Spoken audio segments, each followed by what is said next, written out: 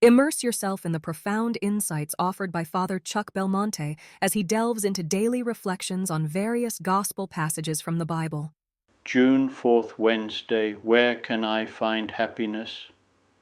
We know that beatitude, heaven, everlasting happiness, is the ultimate end of every man.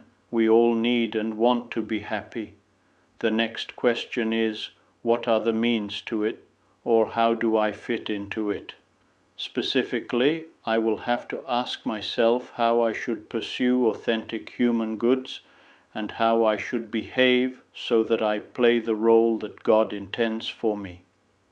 The answer is explicitly and consciously living all the moral implications of Christian faith with the help of God's grace to reach my integral fulfillment in Christ, thereby attaining good.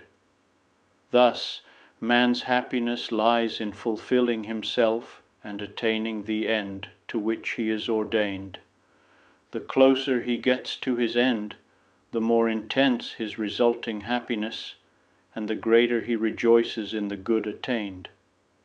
Man's happiness, beatitude, is directly related to his sense of responsibility in living the implications of God's will, and thereby attaining good.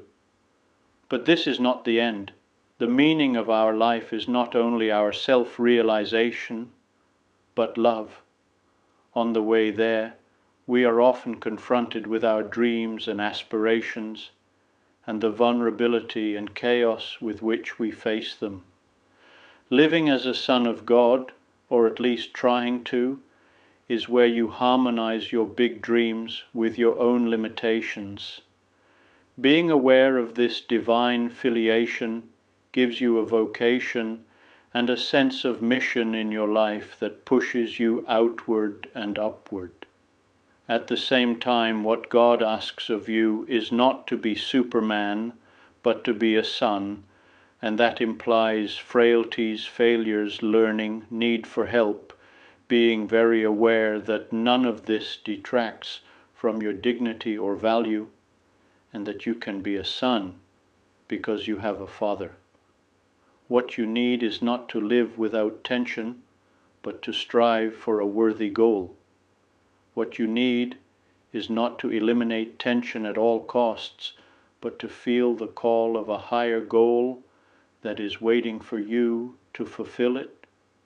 The call to give ourselves to others is reflected in the certainty that the meaning of our life is not our self-accomplishment, but to put ourselves at the service of love, to go out of ourselves. The doors to happiness open outwards.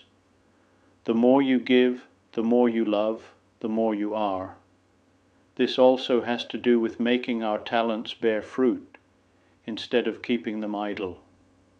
To choose to love, care for, and give oneself to others is to decide how we spend the hours we have been given. And this commitment is not a renunciation of freedom, but its maximum expression.